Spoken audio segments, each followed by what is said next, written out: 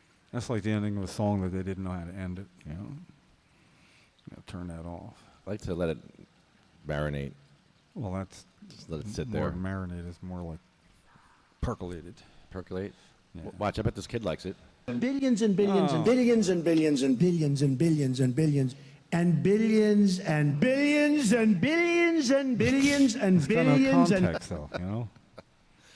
Well, Donald Trump is working with Governor Christie on the opioid crisis. Well, this is true, and they're not doing anything. Our governor is leading supposedly the effort, but the fact that cannabis acts in synergy with opiates means, according to the American Medical Association, as that sign says, and the National Institute on Drug Abuse, that using opiates as an cannabis as an adjunct, not a replacement, an adjunct medicine. Oh, it replaced opiates for me, Jim. I don't take Well, any opiates no, anymore. it will for some people, Yeah, but I'm done. but you don't go in thinking that. You know, it reduces it in a way of reducing them gradually, not going cold turkey. Yeah. But point is when somebody gets to a point and they say to a doctor, "I need to have my opiate prescription increased in dosage," and they say, "No, I'm being monitored, and there's certain guidelines now that I'm not going to step beyond. I won't do that." At that point, that physician should be allowed to say, "However, I can add cannabis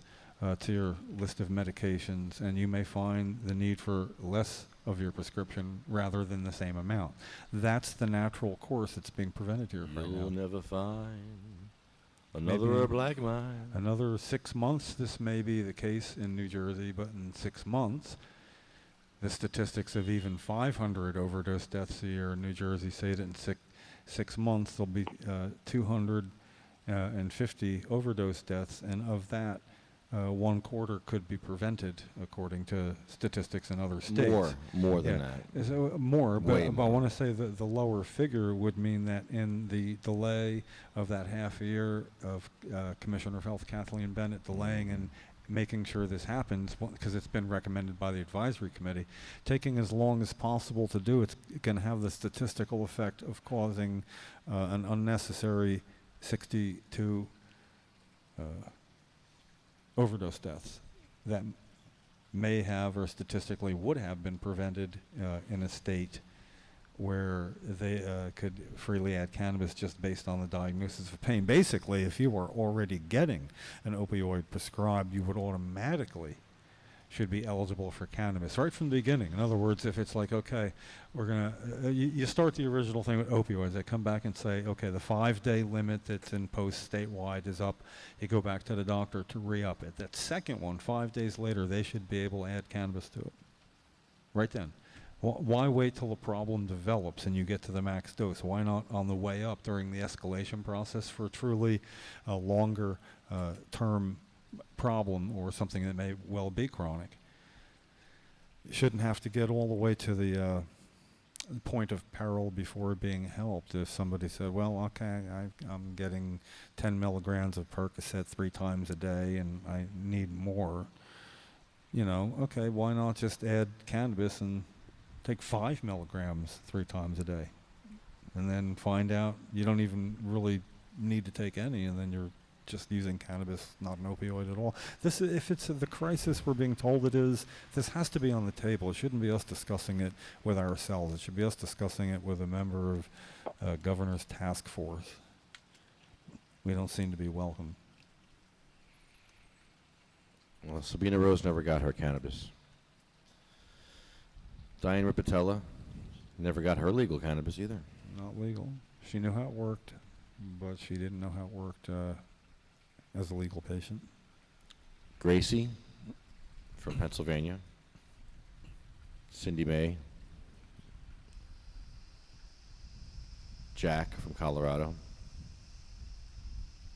Marie.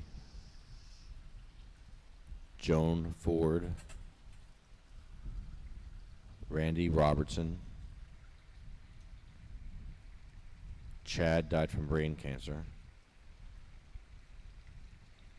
And when Chad was diagnosed with brain cancer, his father killed himself. And that left Iris all by herself to take care of Chad, and she had no clue what the hell to do. Was thrown into this fucked up program. And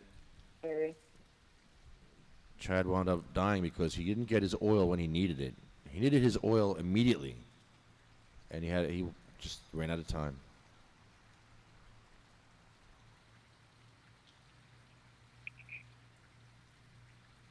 Jeremy was killed by the system. He died in a motorcycle accident.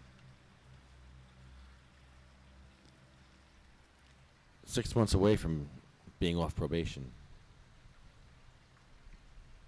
He wasn't allowed to smoke cannabis on probation for 4 years, so he did other things.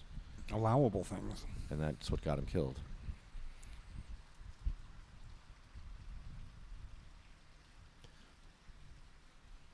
The drug war broke up that family.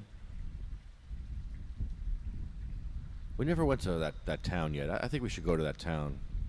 I&E tour. Which town? Elmwood Park. Where's that? What's near that? By Patterson. Way north. I mean, the cops really just ruined her life and her family's life.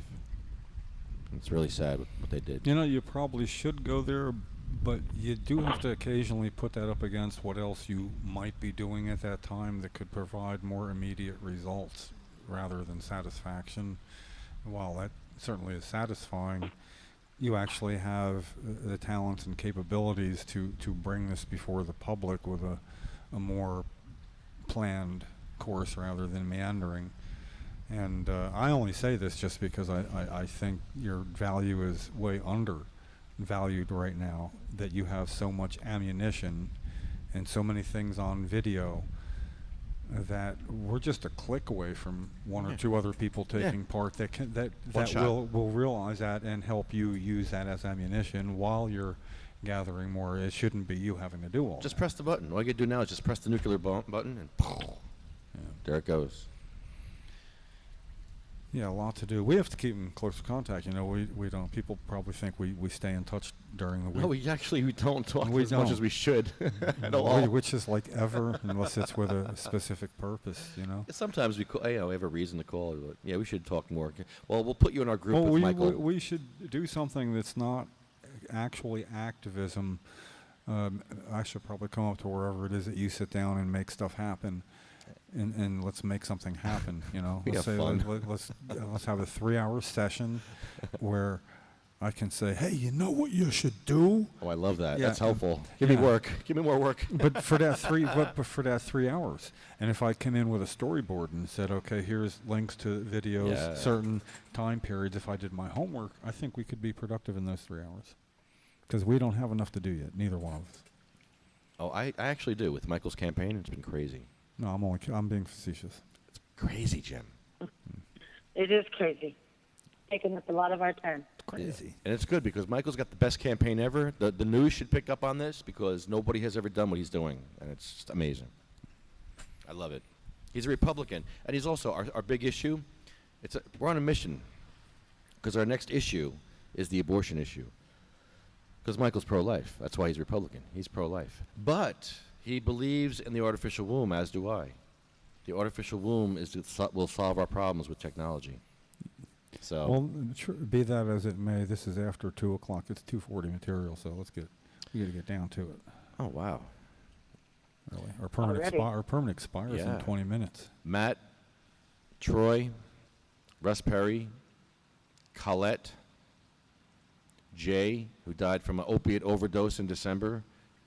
He called me 2 weeks before he died, asking me how to get in the program, and I told him. I gave him a doctor's list. I should have brought him some cannabis. I should have brought him my friggin' 10%. I will from now on. But Jay, we were not able to save him. He died. He was not able to get cannabis. He got heroin on the corner. Cheap. It was much easier. How sad. He's the guy who sings, "Who you want to roll with? Who you want to roll with?" That's Jay. Oh, man. So I do a Jay impersonation. I didn't know that. That's Jay. That was amazing today, by the way, Jim. Thank you. I loved it. And Jay would probably be laughing at right now in heaven. He loves that shit. It's great. Jay was the man. That's a great song. So yeah, that's Jay singing that song, and he's not with us anymore, but that's him. Oh. He's always with us on the podcast in that song. So thank you, Jay. Every day, every time. Yeah. Roger Barber, who I miss terribly. He was a very positive force in our movement. Just a really nice guy, and we all miss him. He made you feel good around him. He was one of those guys, he's very approachable and made you feel good when you talked to him. Unlike the rest of y'all. Just kidding. I miss Roger. And I'm sure Laura misses, and Jennie and Marley. It's horrible. That family was just broken up. Do they still have their house, Jim? Did they lose their house yet? I don't even know. I'm not following that. I don't even freaking know. It's just sad. I think we need to be in closer touch. Seems like forever, but I just read about how the lawyer for Roger Barber was described in the paper. Time is passing because I was going back through my Facebook posts to get the governor's last visit to us, which was before Thanksgiving. So he died in December, apparently, if I'm not mistaken, shortly. You know, because that was going by in my feed as I scrolled down trying to get to that, and it made me sad. And I read it because I figured, well, if I'm already gonna feel sad, I might as well reread it. And you know, it's like opening a wound. Good ones, man. One of the good ones. And it adds up that the stress, he just lost a lot of weight. There's a lot of stress, you know, and you're trying to save your daughter's life, but you need a house to live in, and you can't ignore that. And you have a business to run. You're a lawyer. And he just lost a lot of weight. And it was a heart attack. Yeah, and a blood clot caused clot? from that, Yeah. from the heart attack. Yeah. Yep. Stress, man. Yeah. List grows longer.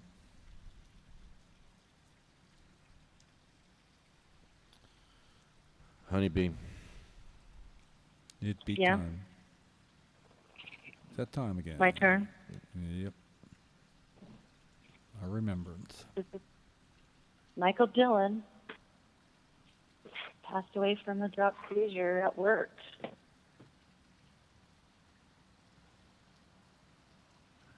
Two years ago, March 5th. And if he just could have had all the cannabis he needed, you know, maybe he would have lived longer. So, you know, everyone giving their 10% would help save a life. So if we could all do that and remember the ones in need, you could help someone's family. So I don't have to do this. You know, other moms or dads or families don't have to miss their loved ones because it's not easy. But I do appreciate Michael being remembered twice a week. Thanks for adding him to the list. And with that, end the show. They shall grow not old, as we that are left old. Age shall not weary them, nor the youth them. At the going down of the sun, and in the morning, we will remember them. Oh, we will. We will. We will remember them.